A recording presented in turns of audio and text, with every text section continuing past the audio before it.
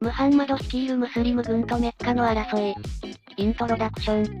ムハンマド率いるムスリム軍とメッカの争いは、イスラム教の歴史において極めて重要な出来事です。この争いは、ムハンマドがメッカを征服するまでの一連の戦いを指し、イスラム教の拡大に大きな影響を与えました。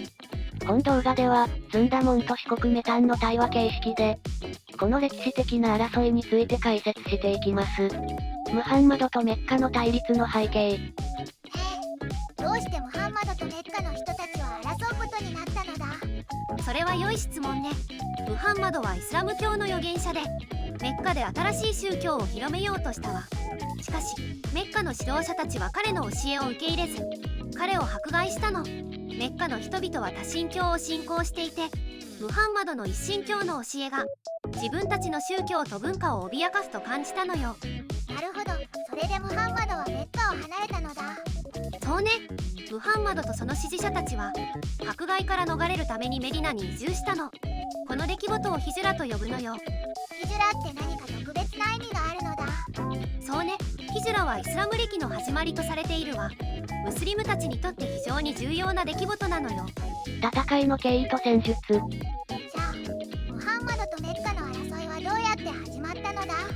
ムハンマドがメディナに移住した後、彼はメディナの人々と同盟を結び、メッカの正体を攻撃し始めたわ。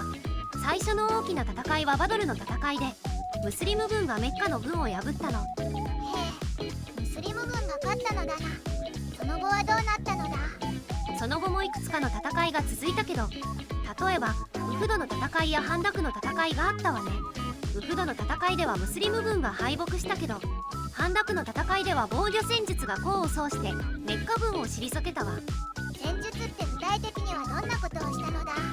ハンダクの戦いでは、ムスリム軍はメディナの周りに深い溝、ハンダクを掘って敵の進軍を防いだの。この戦術は当時のアラビアでは非常に珍しく効果的だったのよ。メッカへの進軍と無血開城。それで、最終的にムハンマドはどうやってメッカを征服したのだ？ムハンマドは大軍を率いてメッカに進軍したんだけど、彼は戦闘を避けるためにメッカの指導者たちと交渉を行ったの。結果的にメッカの住民はムハンマドの条件を受け入れ、無血欠損を果たしたのよ。無血欠損って全く戦わずに降伏したってことなのだ？そうね。ムハンマドは寛容な条件を提示し、メッカの住民に対して報復を行わないことを約束したの。これにより多くのメッカの人々が自発的にイスラム教を受け入れたわ。メッカの征服とその影響。メッカが征服された後、何が変わったのだ？メッカの征服はイスラム教の広がりにとって非常に重要な出来事だったわ。まずメッカがイスラム教の中心地となり、カーバ神殿がイスラム教の聖地として確立されたの。それによりムスリムたちは毎年ハッジ、巡礼を行うようになったのよ。それってすごいのだ。他には何か影響があったのだ？そうね。ムハンマドの勝利はアラビア半島全体でイスラム教が広がるきっかけとなったの。多くの部族がイスラム教を受け入れ、ムハンマドの統治下に入ったのよ。この過程でイスラム教は宗教だけでなく、政治や社会の新しい秩序をもたらしたわ。具体的にどんな新しい秩序が生まれたのだ？例えばイスラム教の教義に基づく法律、シャリアが導入され、社会のあらゆる面に影響を与えたわ。さらにムハンマドのリーダーシップの下でアラビア半島の統一が進み、後のイスラム帝国の基盤が築かれたのよ。